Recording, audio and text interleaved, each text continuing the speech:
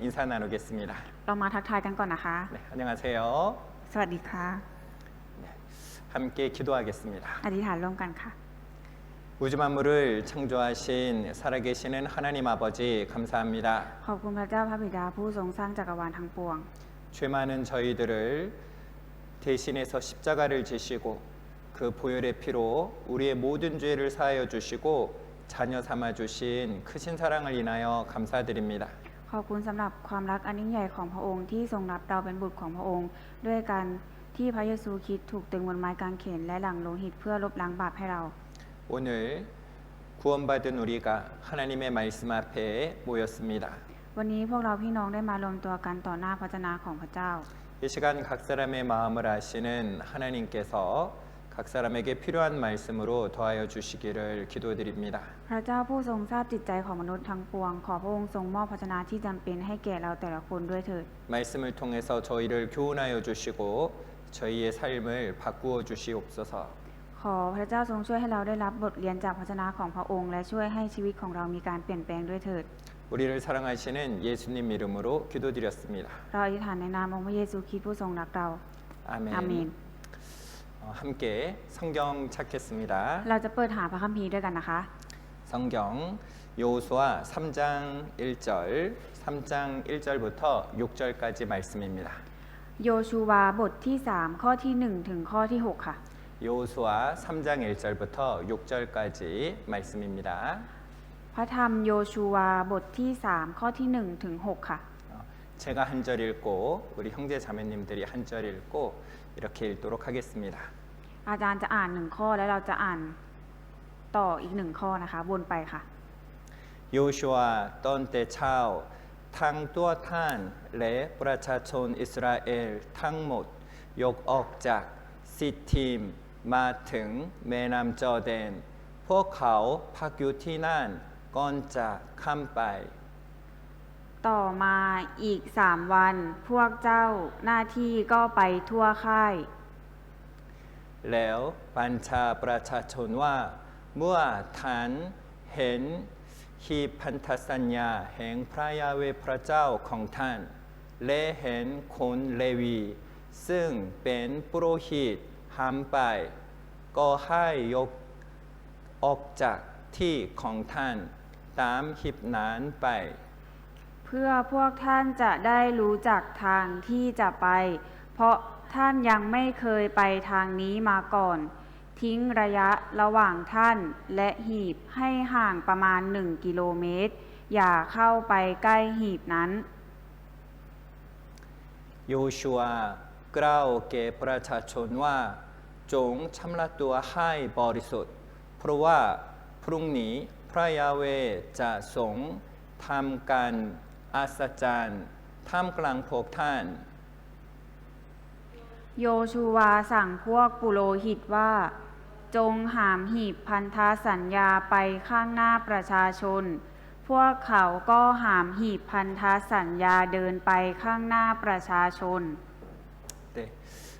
지난 주간 방콕 교회에서는 전도 집회가 진행되었습니다. สัปดาห์ที่แล้วนะคะ มีสัมมนาบรรยายพระคัมภีร์ที่คริสตจักรกรุงเทพจัดขึ้นค่ะ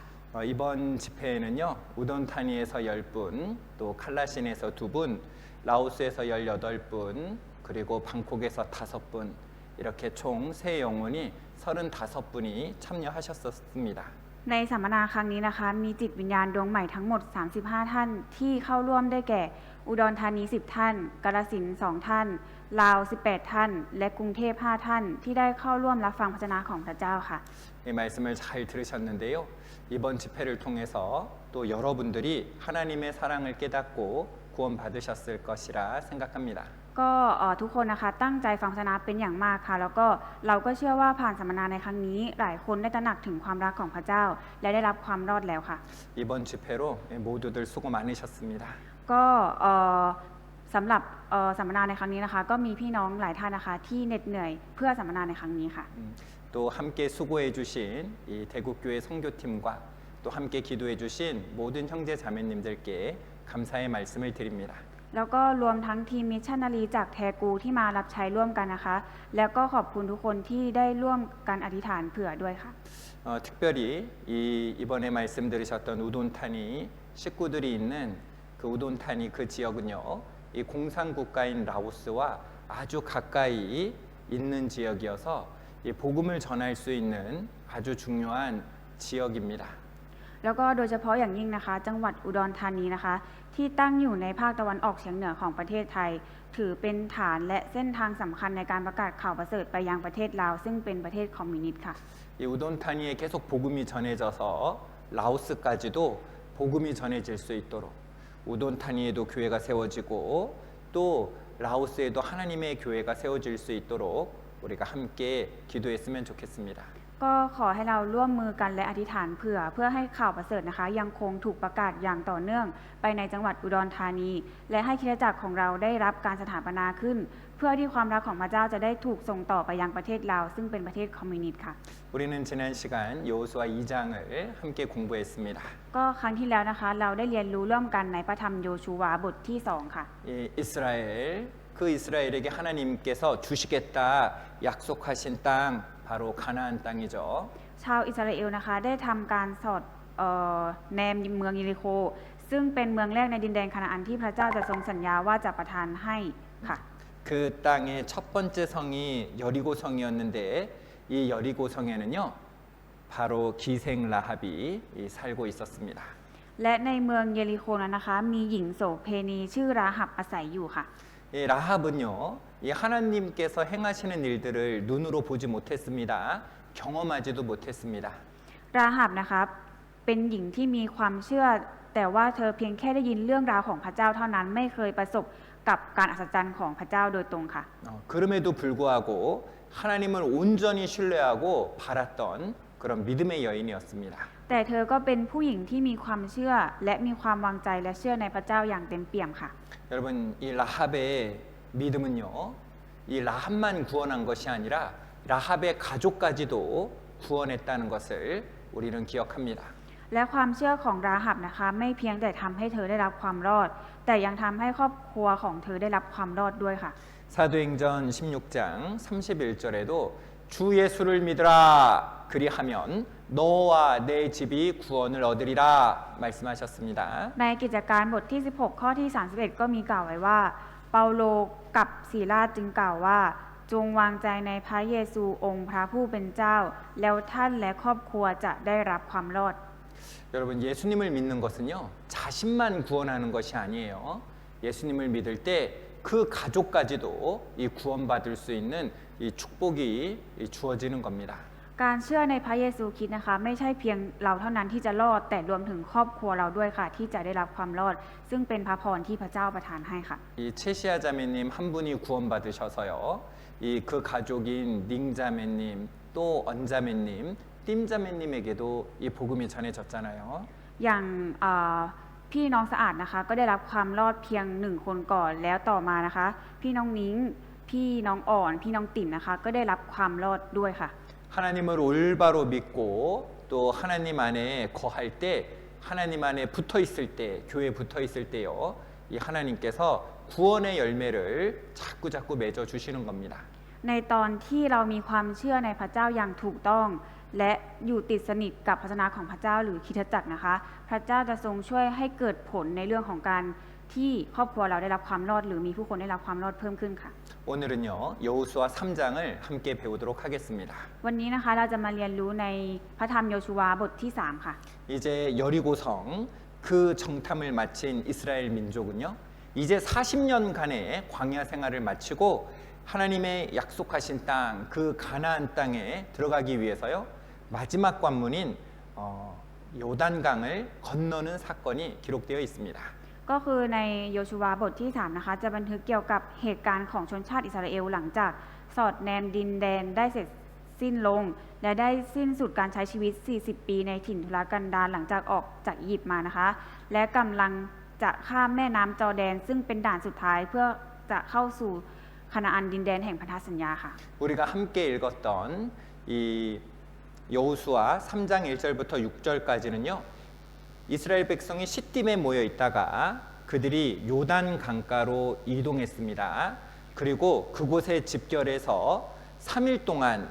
최종 마무리, 이제 가나안 땅에 들어가기 위한 최종 마무리를 하고 있는 그 내용을 함께 읽었습니다. พระวจนะที่เราได้อ่านร่วมกันไปเมื่อตอนต้นนะคะในบทที่3ข้อที่1ถึง6เป็นการบรรยายถึงชาวอิสราเอลที่ได้เคลื่อนย้ายจากชิตทีมมาที่ริมแม่น้ำจอร์แดนและมารวมตัวกันหลังจากเตรียมการทั้งหมดเสร็จสิ้นพวกเขาก็ยังพักอยู่ที่นั่นอีก3วันเพื่อเตรียมความพร้อมในขั้นตอนสุดท้ายก่อนที่จะข้าม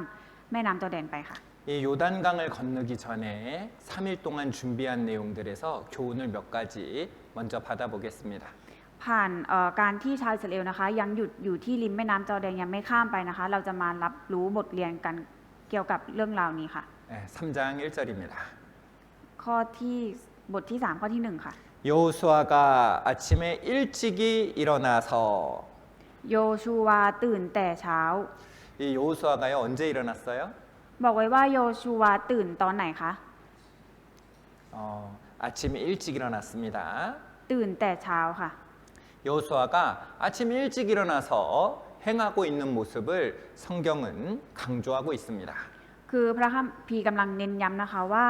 โยชูวาตื่นแต่เช้าค่ะ 그런데 이 성경을 보면은요, 이 여호수아가요 하나님의 일을 할 때, 행할 때 아침 일찍 일어났었다는 사실이 반복해서 나타나고 있습니다. แต่ว่าในพระคัมภีร์นะคะมีบันทึกไว้ว่าก่อนที่โยชูวาจะทำอะไรในงานของพระเจ้านะคะเขาจะตื่นแต่เช้าก่อนตลอดค่ะ 이 요단강을 건널 때만 일찍 일어났던 것이 아니고요, 이 여리고성, 그 여리고성을 함락시킬 때도 이 여호수아는 일찍 일어났습니다. โยชูวานะคะไม่ได้ตื่นแต่เช้าเมื่อข้ามแม่น้ำจอร์แดนเท่านั้น แต่ยังตื่นแต่เช้าเมื่อจะทำการยึดเมืองเยริโคด้วยค่ะ 그리고 이 7장에 아간이 범죄했을 때 그 아간의 범죄를 드러나기 직전에도 여호수아는 아침 일찍 일어났습니다. และในเหตุการณ์ที่ก่อนที่โยชูวาจะเปิดเผยความผิดของอาคารนะคะโยชูวาก็ลุกขึ้นแต่เช้าตู่ค่ะ 자, 따라합니다. พูดตามนะคะ 아간, อาคาร 아칸. อาคาร 이 하나님의 일을 하는데요. 이 아간이 이 죄를 지어서 하나님의 일이 잘 이루어지지 못했던 기록이 성경 여호수아 7장에 나와 있습니다. เรื่องราวของอาคารนะคะจะบันทึกเกี่ยวกับความบาปที่อาคารทำไว้ต่อพระเจ้าในบทที่ 7 ค่ะ 우리가 앞으로 배워갈 겁니다. เราจะเรียนรู้ในครั้งต่อไปในคราวหน้าค่ะ 또 8장에 여리고성 다음으로 함락했던 아이성, 그 아이성을 함락할 때도요, 이 여호수아는 아침 일찍 일어났습니다. ในตอนที่ก่อนจะยึดเมืองไอนะคะโยชูวาก็ลุกขึ้นแต่เช้าตู่เช่นกันค่ะ 하나님의 일을 하는 사람, 하나님의 일을 하기를 원하는 사람이 부지런해야 될 것에 대해서 하나님은 말씀하시는 거예요. คือพระเจ้ากำลังกล่าวให้เรารู้ว่าคนที่จะทำงานของพระเจ้าอยากทำงานของพระเจ้าค่ะจะต้องลุกตื่นแต่เช้าตู่ค่ะ 여호수아는 하나님을 사랑했고 하나님의 일을 맡은 사람이었습니다. 여호수아는 누구보다도 부지런했습니다. คือโยชูวานะคะเป็นผู้ที่รักพระเจ้าแล้วก็เป็นผู้ที่ได้รับมอบฉันทะให้ทำงานของพระเจ้า ดังนั้นโยชูวานะคะจึงต้องเป็นคนที่มีความกระตือรือร้นในงานของพระเจ้ามากกว่าใครค่ะ 이 여호수아는 왜 이렇게 일찍 일어났던 걸까요? และเหตุผลที่โยชูวาต้องลุกขึ้นแต่เช้าคืออะไรคะ 시편 143편 8절입니다. ในสดุดีบทที่143ข้อที่8ค่ะ 아침에 나로 주의 인자한 말씀을 듣게 하소서. ขอทรงให้ข้าพระองค์ได้ยินถึงความรักมั่นคงของพระองค์ในเวลาเช้า 여호수아는요, 아침 일찍 하나님의 일을 하기 전에 먼저 하나님과 깊은 교제, 영적인 교제를 하기를 원했던 겁니다. คือโยชูวานะคะก่อนที่จะทำงานของพระเจ้า เขาจะตื่นแต่เช้าตู่เพื่อมีความสัมพันธ์ทางจิตวิญญาณที่ลึกซึ้งกับพระเจ้าค่ะ 여러분, 일하는 것, 일만 하는 게 중요한 게 아니에요. 그거보다 더 중요한 것은 하나님과 올바른 교제를 하는 것이 필요합니다. คือการที่มันไม่ได้สำคัญที่ว่าเราจะทำงานแค่งานนั้นๆนะคะแต่เราต้องมีความสัมพันธ์กับพระเจ้าที่ถูกต้องด้วยค่ะ 그래서 우리가 교회에 처음 오면 가장 교회에 처음에 오면 먼저 기도하죠. ดังนั้น ตอนที่เรามาถึงคริสตจักรสิ่งที่เราทำก่อนสิ่งอื่นใดเลยก็คืออธิษฐานต่อพระเจ้าค่ะ 하루가 시작하기 전에도요. 우리는 하루를 기도와 말씀으로 시작하는 것입니다. แล้วก็ก่อนที่เราจะลุกขึ้นก่อนที่เราตื่นตอนที่เราตื่นมาก่อนที่เราจะลุกขึ้นไปทำอะไรคะเราก็จะอธิษฐานต่อพระเจ้าก่อนค่ะ 아침 일찍 주님을 위해서 아침 일찍부터 시작했던 것은요. 무엇보다 먼저 하나님의 일을 먼저 하기 위해서예요. 다른 일보다 먼저 하나님의 일을 하기 위해서 아침 일찍부터 행했던 겁니다. การที่โยชูวานะคะตื่นแต่เช้าตู่ก็เพื่อเหนือสิ่งอื่นใดนะคะเขาทำเช่นนั้นเพื่อทำงานของพระเจ้าค่ะ 이 무엇보다 하나님의 일에 우선순위를 두고 있었던 거예요.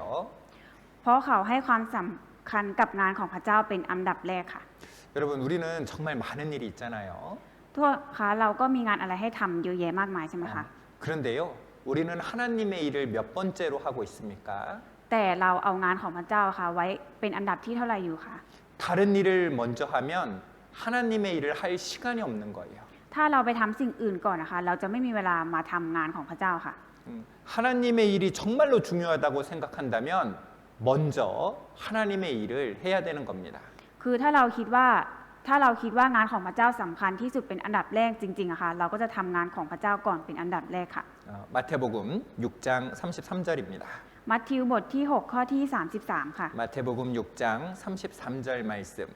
같이 읽겠습니다. มัทธิวบทที่ 6 ข้อที่ 33 เราจะอ่านพร้อมกันนะคะ แต่พวกท่านจงแสวงหาแผ่นดินของพระเจ้า และความชอบธรรมของพระองค์ก่อน แล้วพระองค์จะทรงเพิ่มเติมสิ่งทั้งปวงนี้ให้ 그리고요, 이 하나님의 일이 또한 감사하게 여기고 있었기 때문에 또 하나님의 일에 즐거움이 있었기 때문에 먼저 할 수 있었던 겁니다. และการที่เราจะทำงานของพระเจ้าก่อนเป็นอันดับแรกได้นะคะ คือเพราะว่าเรามีความขอบคุณและมีความยินดีที่จะทำงานของพระเจ้าค่ะ 여러분, 우리 왕이 나에게 일을 맡겨준다면 나는 그 일을 언제 할 겁니까? ถ้ากษัตริย์อะค่ะมาฝากงานอะไรสักอย่างให้เราทำอะค่ะเราจะทำงานของกษัตริย์ก่อนไหมคะ 맞아요? ใช่ไหมคะ 우리는 이 왕의 일을 먼저 할 겁니다. แน่นอนว่าเราจะต้องทำงานที่กษัตริย์มอบให้เราทำก่อนค่ะ 왕의 일을 할 수 있다는 것만으로도 감사할 겁니다. การที่เรามีโอกาสได้ทำงานของกษัตริย์อะค่ะ 이 여호수아는요, 왕보다 더 높은 하나님의 일, 왕보다 더 높은 하나님의 일을 하는 것에 대해서 감사함과 기쁨, 즐거움이 있어서 빨리 아침 일찍부터 행할 수 있었던 거예요. ก็อย่างโยชูวาก็เหมือนกันค่ะที่สามารถตื่นแต่เช้าตู่ได้ก็เป็นเพราะว่าโยชูวานะคะมีความขอบคุณที่ได้ทำงานของพระเจ้า และมีความยินดีที่จะได้ทำงานของพระเจ้าค่ะ 하나님의 일이 얼마나 귀한지 알았기 때문이죠. และเขาก็เห็นคุณค่าในงานของพระเจ้าค่ะ 하나님의 일이 귀하게 생각하는 사람은요, 하나님의 일을 안일하게 여기지 않는 겁니다. คนที่เห็นคุณค่าในงานของพระเจ้าค่ะเขาจะไม่มองข้ามงานของพระเจ้าค่ะ 예레미야서 48장 10절입니다. เยเรมีบทที่48ข้อที่10ค่ะ 예레미야 48장 10절 여호와의 일을 태만히 하는 자는 저주를 받을 것이요 자기 칼을 금하여 피를 흘리지 아니하는 자도 저주를 당할 것이로다. ใครทำงานของพระยาเวห์อย่างไม่เอาใจใส่คนนั้นจะถูกสาปคนที่การไม่ให้ดาบของต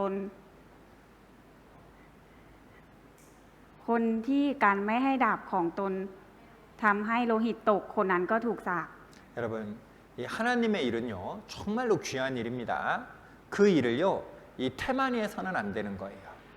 คืองานของพระเจ้านะคะมีคุณค่ามากๆค่ะเราจะมองข้ามงานของพระองค์ไม่ได้ค่ะ 하나님의 일을 귀하게 여기는 사람은요 하나님의 일을 제가 하겠습니다.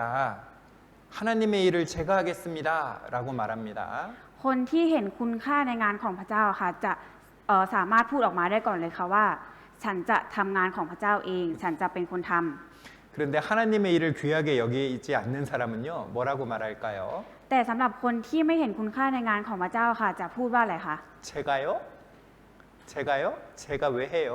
ฉันเหรอคะทำไมต้องเป็นฉันคะทำไมฉันต้องทำคะ 왜 저죠? ทำไมเป็นฉันคะ 이렇게 하나님의 일을 태만히하는 사람은 이런 말을 쓰게 됩니다. คนที่มองข้ามงานของพระองค์อะค่ะก็จะพูดคำเหล่านี้ออกมาค่ะ 그러니까요, 하나님의 일을 하나님께 쓰임 받기를 원하는 사람은요,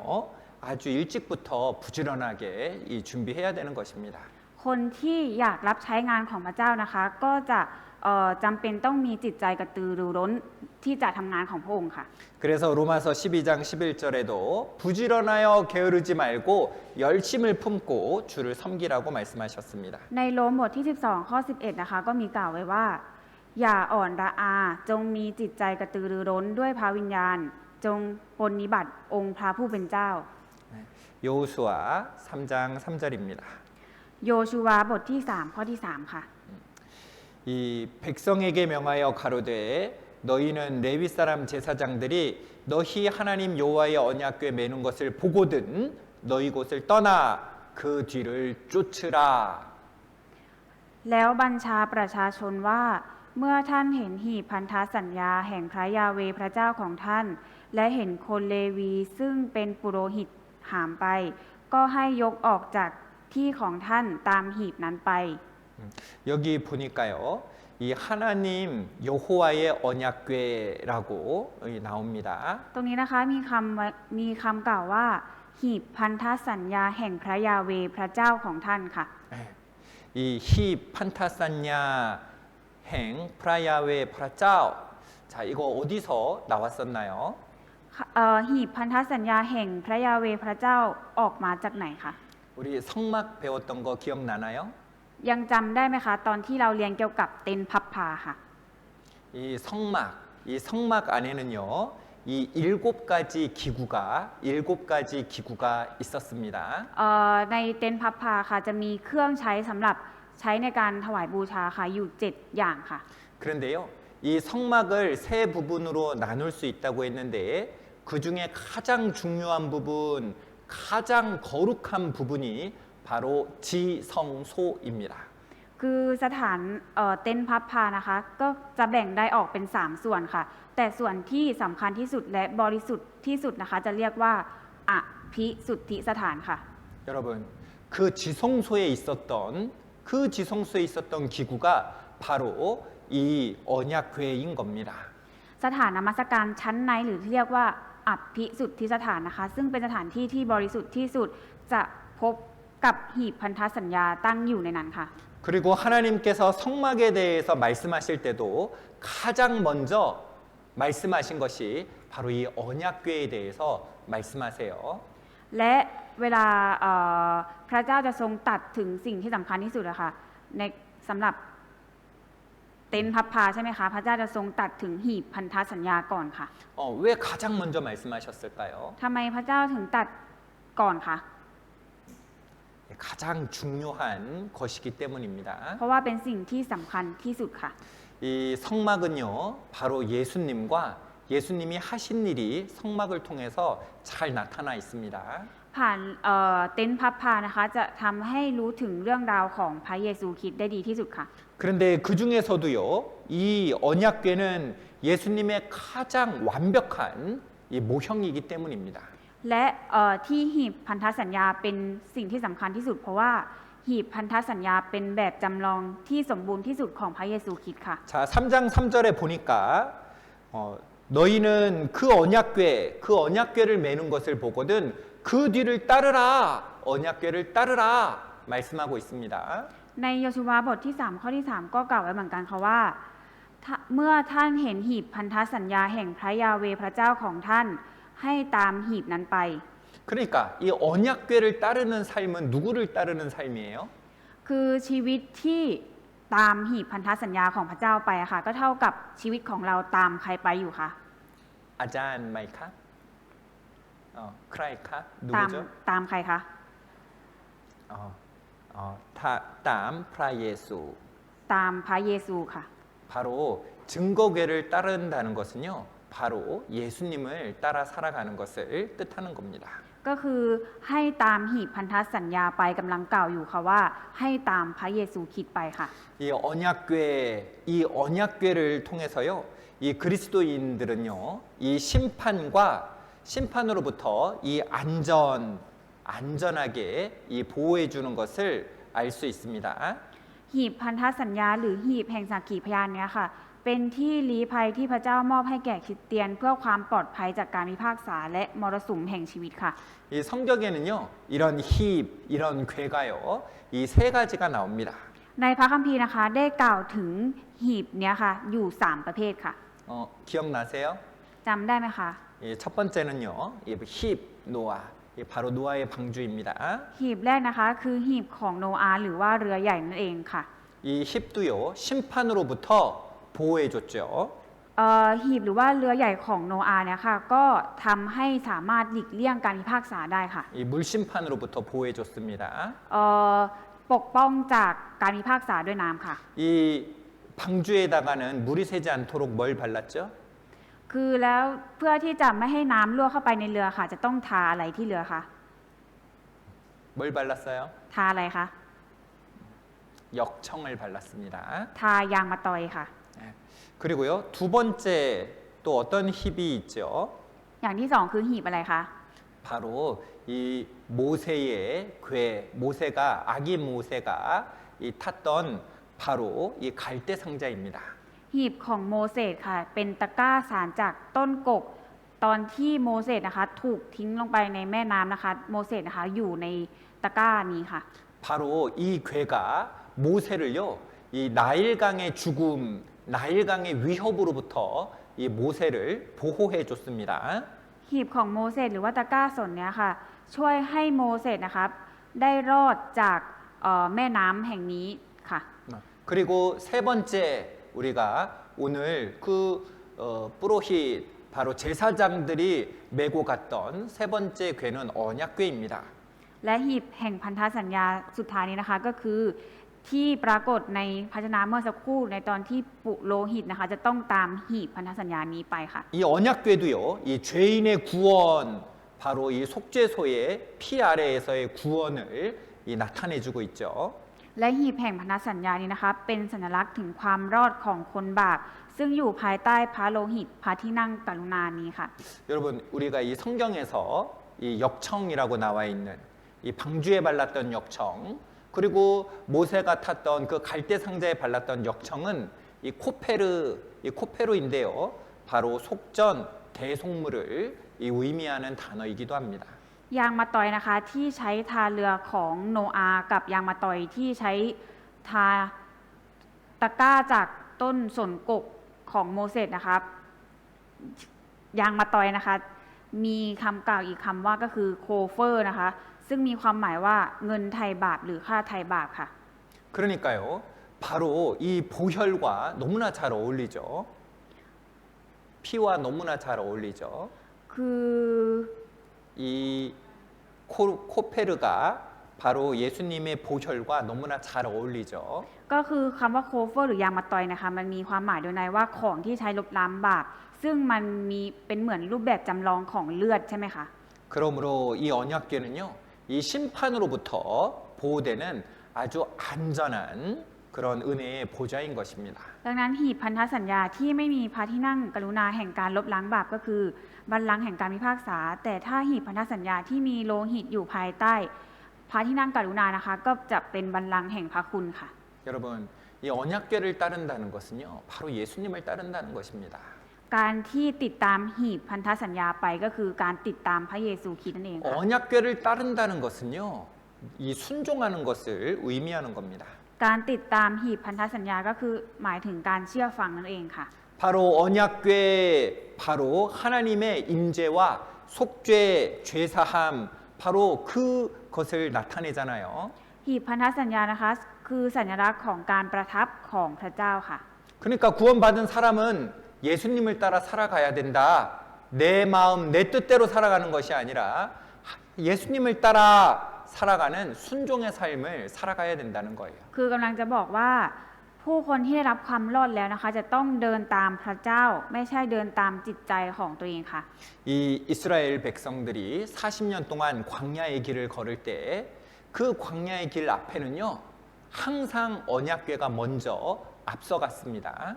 เมื่ออิสราเอลเดินทางผ่านถิ่นทุรกันดารไม่ว่าที่ใดนะคะ หีบพันธสัญญาจะนำหน้าพวกเขาเสมอค่ะ 여러분 광야 40년은 무엇을 나타냅니까? แล้วถิ่นทุรกันดาร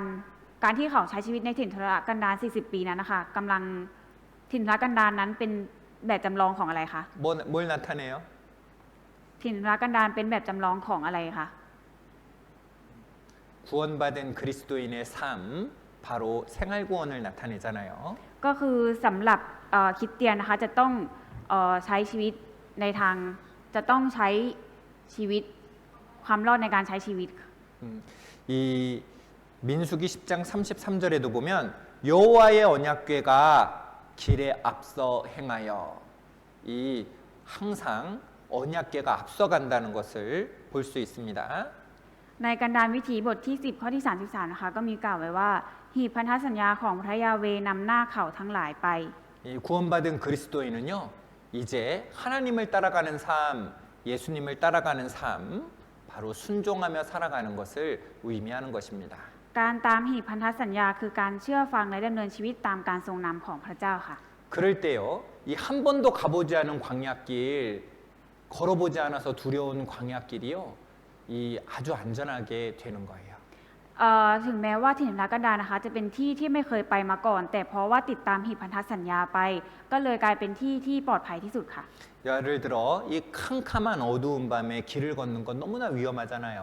การเดินในเส้นทางที่มีแต่ความมืดอะค่ะมันอันตรายมากใช่ไหมคะ 그런데 등을 들고 있으면 무섭지 않죠. แต่ว่าถ้ามีตะเกียงถือส่องแสงสว่างไว้เราก็จะไม่กลัวใช่ไหมคะ 하나님의 말씀은 마치 어두운 밤에 이 등과 같은 거예요. พระเจ้าของพระเจ้าค่ะก็จะเปรียบเหมือนตะเกียงส่องแสงสว่าง ให้เราเดินทางไปในท่ามกลางที่ชีวิตของเรามันมืดมนค่ะ 잠언 6장 23절입니다.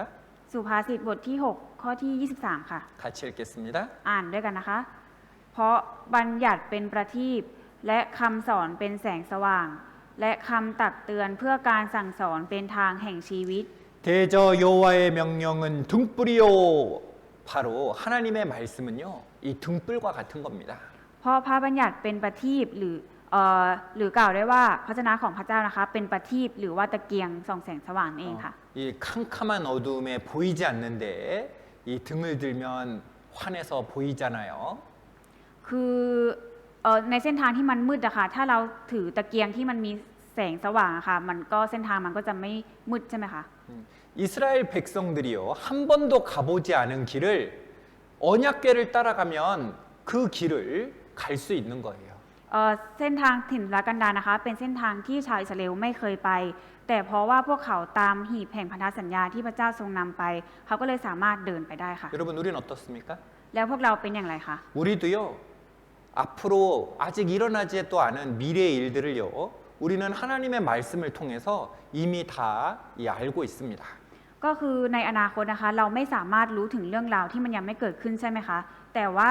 เราสามารถรู้ถึงสิ่งที่ยังไม่เกิดขึ้นในอนาคตได้จากพระวจนะของพระเจ้าหรือว่าพระคัมภีร์ค่ะ 성경에는 기록돼 있지만 우리는 아직 경험해 보지는 못했잖아요. ถึงแม้ว่าพระคัมภีร์จะบันทึกเอาไว้ แต่เรายังไม่เคยประสบกับสิ่งที่พระคัมภีร์บันทึกเอาไว้เพราะว่ามันเป็นเรื่องราวในอนาคตใช่ไหมคะ 여러분 성경을 따라가지 않는 삶은요 어두운 밤길에 등이 없는 등불이 없는 어두운 밤길을 가는 삶과 같은 겁니다. คือชีวิตที่เราไม่เดินตามทางพระวจนะของพระเจ้าหรือพระคัมภีร์เล่มนี้ค่ะก็เหมือนกับเราเดินไปในเส้นทางที่มันมืดมนไม่มีตะเกียงแสงส่องสว่างนำทางค่ะ 바로 우리의 인생길에 방향이 되어주고 빛이 되어주는 것 바로 삶의 지침이 되어주는 것 그것이 바로 이 하나님의 말씀입니다. คือในชีวิตที่ต้องเผชิญกับสิ่งใหม่ๆ สิ่งที่เป็นทิศทางและคำแนะนำในการดำเนินชีวิตให้กับเราก็คือพระวจนะของพระเจ้าค่ะ 그래서 우리 그리스도인들은요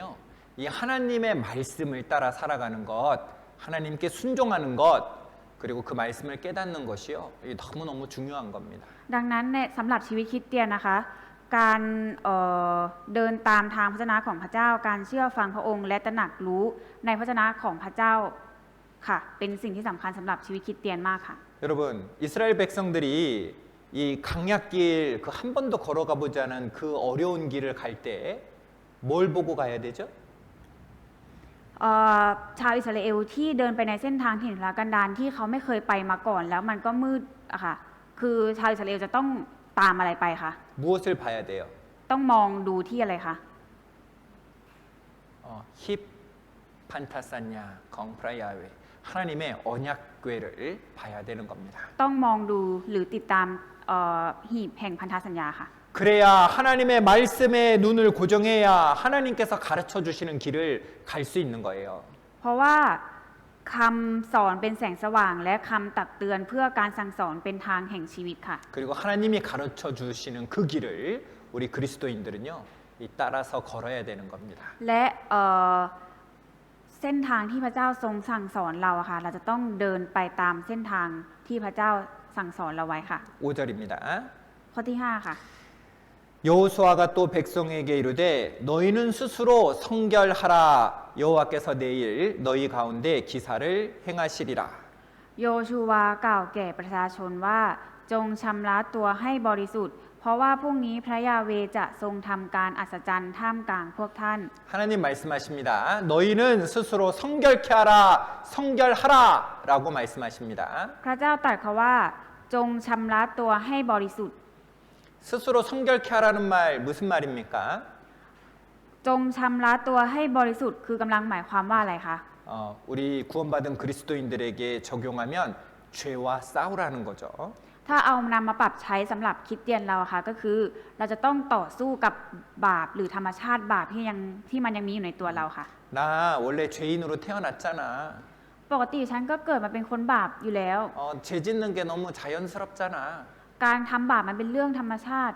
이렇게 하면 된다고요, 안 된다고요? กำลังบอกว่าเราสามารถพูดแบบนี้หรือทำแบบนี้ได้ไหมคะ 안 돼요. ไม่ได้ค่ะ 스스로 성결케 하라는 겁니다. คือเราจะต้องชำระตัวให้บริสุทธิ์ค่ะ 왜 성결케 하라고요? บอกไว้ว่าทำไมต้องชำระตัวให้บริสุทธิ์คะ 여기 써 있잖아요. 여호와께서 내일 너희 가운데 기사를 아싸짠한 일을 행하시려고 하기 때문에 행하시기 때문에 성결케 하라는 겁니다. ตรงนี้มีเขียนไว้ค่ะว่า เพราะว่าพรุ่งนี้พระยาเวจะทรงทำการอัศจรรย์ท่ามกลางพวกท่าน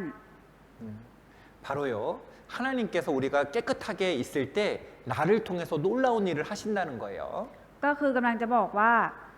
เมื่อเราดำเนินชีวิตอย่างบริสุทธิ์พระเจ้าจะทรงสำแดงฤทธานุภาพ หรือว่าการอัศจรรย์ท่ามกลางชีวิตของเราค่ะ 여러분, 하나님께서는 놀라운 일을 행하시기 전에 우리에게 성결하라 이 성결케 하는 것을 요구하고 계시는 것입니다. ก็คือก่อนที่พระเจ้าจะทรงทำการอัศจรรย์ท่ามกลางพวกเรานะคะ พระองค์ทรงเรียกร้องว่าให้เราชำระตัวให้บริสุทธิ์ค่ะ 여러분, 하나님께서 행하신 가장 놀라운 일이 무엇입니까? เพราะนะคะสิ่งที่พระเจ้าทรงกระทำแล้วอัศจรรย์มากที่สุดคืออะไรคะ 뭐예요? งานที่พระเจ้าทรงกระทำแล้วมันเป็นเรื่องที่อัศจรรย์ที่สุดคือเรื่องอะไรคะ 투리안 만드신 거? การสร้างทุเรียนขึ้นมาหรือเปล่าคะ 이 우주 만물 만드신 หรือ 건가요? การที่พระองค์ทรงเนรมิตสร้างโลกใบนี้ขึ้นมาคะ 홍해 바다를 가르신 거요? หรือการที่พระองค์ทรงแหวกทะเลแดงคะ 아니죠. ไม่ใช่ใช่ไหมคะ 그보다 더 놀라운 일은 예수님께서 나를 위해 인간의 육신을 입고 이 땅에 오신 사건입니다. สิ่งที่อัศจรรย์และน่าทึ่งมากที่สุดก็คือ พระองค์ทรงสภาพมาเป็นมนุษย์ โดยพระเยซูคริสต์เพื่อมาช่วยเราให้รอดค่ะ 왜 오셨어요? พระเยซูมาเพื่อช่วยมาเพื่ออะไรคะ 우리를 구원하시려고 มาเพื่อช่วยเราให้รอดพ้น 나를 จากบาปค่ะ 구원하시려고 오셨습니다. มาเพื่อช่วยเราให้ได้รับความรอดค่ะ 세상에서 가장 놀라운 아싸짠한 일은요, 바로 한 사람이 구원받는 일인 거예요. สิ่งที่น่าอัศจรรย์และน่าทึ่งมากที่สุดในเรื่องราวของโลกใบนี้นะคะ ก็คือการที่คนคนหนึ่งได้รับความรอดค่ะ 세상에서 가장 놀라운 일은 한 사람이 한 죄인이 지옥 가는 죄인이 천국 가는 것 그것이 아싸짠한 일인 겁니다. เรื่องการอัศจรรย์ที่สุดในโลกเรานะคะ ก็คือการที่คนคนหนึ่งโดยปกติแล้วจะต้องตกนรก แต่พระเยซูนะคะมาทรงช่วยให้เขาได้ขึ้นสวรรค์นั่นเป็นเรื่องการอัศจรรย์ที่สุดค่ะ 하나님이 이런 놀라운 일을 행하실 때요, 우리에게 먼저 깨끗할 것, 거룩하실 것을 요구하시는 겁니다. แต่ว่าก่อนที่พระองค์นะคะจะทรงทำการอัศจรรย์ท่ามกลางเรา พระองค์ทรงเรียกร้องว่าให้เราชำระตัวให้บริสุทธิ์ค่ะ 그러니까 전도할 때요. 이 먼저 자기 자신을 깨끗하게 하는 것이 필요한 겁니다. ดังนั้นก่อนที่เราจะออกไปประกาศข่าวประเสริฐนะคะเราต้องชำระตัวเองให้บริสุทธิ์ก่อนค่ะ 여러분, 우리 생애가요. 마감된다면 우리는 무엇을 가장 후회하게 될까요? คือหากชีวิตของเรามาถึงจุดจบ เราจะรู้สึกเสียใจกับเรื่องอะไรมากที่สุดคะ 하나님을 위해서 살았던 것, 하나님을 위해서 살았던 그 날들, 복음을 전했던 그 시간들을 후회할까요? เราจะเสียใจไหมคะที่เคยใช้ชีวิตเพื่อองค์พระผู้เป็นเจ้า เราใช้ชีวิตเพื่อการประกาศข่าวประเสริฐเราจะเสียใจกับชีวิตเหล่านั้นไหมคะ 아니면 하나님의 뜻이 아닌 내 마음대로 내가 하고 싶은 대로 살지 못해서 후회할까요? หรือเราจะเสียใจที่เราไม่สามารถใช้ชีวิตได้อย่างเหมาะสมเพื่อองค์พระผู้เป็นเจ้าผู้ทรงรักเราค่ะ 여러분, 하나님 뜻대로 산 삶을 후회할까요? 내 뜻대로 산 삶을 후회할까요? คือทุกคนจะเสียใจกับชีวิตที่เราดำเนินชีวิตตามพระประสงค์ของพระเจ้า หรือจะเสียใจกับชีวิตที่เราใช้ชีวิตตามใจตัวเอง แต่ไม่ดำเนินชีวิตตามพระประสงค์ของพระเจ้าค่ะ 나를 위해서 산 것을 후회할 겁니다. เราจะเสียใจในภายหลังค่ะกับชีวิตที่เราใช้ชีวิตตามใจตัวเองค่ะ 주님을 위해 살지 못한 것을 후회할 거예요. เราจะเสียใจที่เราไม่สามารถใช้ชีวิตโดยการเชื่อฟังพระเจ้าได้ค่ะ 그러니까 후회 없는 삶을 살기 위해서 어떻게 해야 됩니까? แล้วสิ่งที่เราจะต้องทำเพื่อจะมีชีวิตที่ไม่ต้องเสียใจในภายหลังคืออะไรคะ 바로요. 이 자신을 깨끗하게 하며 주님을 위해서 사는 삶, 그 삶을 살아야 후회 없는 삶을 살 수 있는 겁니다. คือเราต้องชำระตัวเองให้บริสุทธิ์ใช้ชีวิตในตามพระประสงค์ของพระองค์ เราถึงจะไม่เสียใจกับชีวิตที่เราใช้ไปค่ะ 디모데후서 2장 21절입니다. 2 ทิโมธีบทที่2ค่ะ 2장 21절 같이 읽겠습니다. 2 ทิโมธีบทที่2ข้อที่11เราอ่านพร้อมกันนะคะ ถ้าใครชำระตัวเองให้พ้นจากความชั่วเหล่านี้ เขาก็จะเป็นภาชนะพิเศษ ซึ่งชำระให้บริสุทธิ์แล้ว เหมาะที่เจ้าของจะใช้เป็นประโยชน์ และพร้อมสำหรับการดีทุกอย่าง 그러므로 누구든지 이런 것에서 자기를 깨끗하게 하면 귀히 쓰는 그릇이 되어 거룩하고 주인의 쓰심에 합당하며 모든 선한 일에 예비함이 되리라. 이 금그릇이 귀하게 쓰이는 것이 아니라 깨끗한 그릇이 귀하게 쓰인다는 것입니다. ก็คือถ้าใครชำระตัวเองให้พ้นจากความชั่วเหล่านี้ เขาก็จะเป็นภาชนะพิเศษค่ะ 그래서요, 내가 무엇을 얼마나 많이 배웠느냐, 내가 얼마나 좋은 가문에서 태어났느냐, 그것보다 내가 하나님 안에서 깨끗하냐, 거룩하냐, 그것을 먼저 살펴야 되는 겁니다. ก็คือมากกว่าการที่เราจะไปคิดว่าเรามีความสามารถแค่ไหน เราเรียนมาเยอะแค่ไหน ก่อนอื่นที่เราจะต้องคิดเลยก็คือเราชำระตัวเองให้สะอาดในทางของพระผู้เป็นเจ้าแล้วหรือยังค่ะ 자, 그리고 여호수아서 4장 8절입니다. ยากอบบทที่4ข้อที่8ค่ะ 야고보서 4장 8절입니다. ยากอบบทที่4ข้อที่8ค่ะ 하나님을 가까이 하라. 그리하면 너희를 가까이 하시리라. 죄인들아 손을 깨끗이 하라. 두 마음을 품은 자들아 마음을 성결케 하라. พวกท่านจงเข้าใกล้พระเจ้า และพระองค์จะเสด็จเข้ามาใกล้ท่าน พวกคนบาปเอ๋ยจงชำระมือให้สะอาด คนสองใจจงชำระใจให้บริสุทธิ์ 여러분 하나님을 가까이 하고 싶으세요? 아니면 하나님을 멀리 하고 싶으십니까? ทุกคนอยากใกล้ชิดกับพระเจ้าหรืออยากห่างไกลจากพระเจ้าค่ะ 여러분 하나님을 가까이 하고 싶으세요? 하나님을 멀리 하고 싶으세요? ทุกคนอยากใกล้ชิดกับพระเจ้าหรืออยากห่างไกลจากพระเจ้าคะ 하나님을 가까이 하고 싶죠? ทุกคนอยากใกล้ชิดติดสนิทกับพระเจ้าใช่ไหมคะ 하나님을 가까이 하려면 어떻게 해야 됩니까? และถ้าเราอยากจะใกล้ชิดติดสนิทกับพระเจ้าเราจะต้องทำอย่างไรคะ 이 죄와 멀어져야 돼요. 이 마음을 깨끗하게 해야 되는 것입니다. เราต้องห่างไกลจากความบาปและต้องชำระใจให้บริสุทธิ์ค่ะ 마음을 성결케 하라 하나님 말씀하셨습니다. เพราะว่าพระเจ้าทรงตรัสสั่งไว้ว่า จงชำระใจให้บริสุทธิ์ 자 오늘은요 이 여호수아와 이스라엘 백성들이 요단강을 건너기 전 이 준비했던 상황들을 함께 배웠습니다. วันนี้นะคะเราได้เรียนรู้เกี่ยวกับการเตรียมตัวของชาวอิสราเอลนะคะก่อนที่จะข้ามแม่น้ำจอร์แดนไปค่ะ 하나님의 일꾼, 하나님께 쓰임 받는 사람들은요, 이 부지런한 사람, 아침 일찍 일어나는 사람이었습니다. คนที่เป็นผู้รับใช้ของพระเจ้านะคะจะเป็นคนที่ต้องมีจิตใจกระตือรือร้น และต้องเป็นคนที่ลุกขึ้นตื่นแต่เช้าตรู่ค่ะ 이 이스라엘 백성 앞에는 언약궤가 앞서서 갔죠. และหีบแห่งพันธสัญญานะคะจะเดินนำหน้าชาวอิสราเอลเสมอค่ะ 구원받은 그리스도인들은 언약궤이신 바로 예수님을 따라 살아가야 되는 겁니다. สำหรับผู้ที่รับความรอดนะคะหีบพันธสัญญานะคะก็เป็นแบบจำลองของพระเยซูคริสต์ใช่ไหมคะดังนั้นผู้ที่รับความรอดแล้วจึงต้องเดินตามพระเยซูคริสต์ค่ะ 그것이 가장 안전한 삶인 거예요. ดังนั้นชีวิตของเรานะคะจะกลายเป็นชีวิตที่ปลอดภัยที่สุดค่ะ 바로 하나님 말씀에 순종하며 하나님께 순종하며 살아가는 삶을 말하는 것입니다. ก็คือเป็นชีวิตที่เดินตามพระวจนะของพระเจ้าเชื่อฟังพระองค์ค่ะ 그리고 세 번째, 이 하나님께서는요 놀라운 일을 행하시기 전에 먼저 성결하라 깨끗하라라고 말씀하십니다. และประการที่3นะคะก่อนที่พระองค์จะทรงทำการอัศจรรย์ท่ามกลางเราพระองค์ทรงตรัสสั่งว่าจงชำระตัวให้สะอาดให้บริสุทธิ์ค่ะ 이 가장 놀라운 일은요 한 영혼이 구원받는 일입니다. และสิ่งที่น่าอัศจรรย์ที่สุดและเป็นเรื่องราวที่น่าทึ่งที่สุดก็คือ การช่วยชีวิตให้ดวง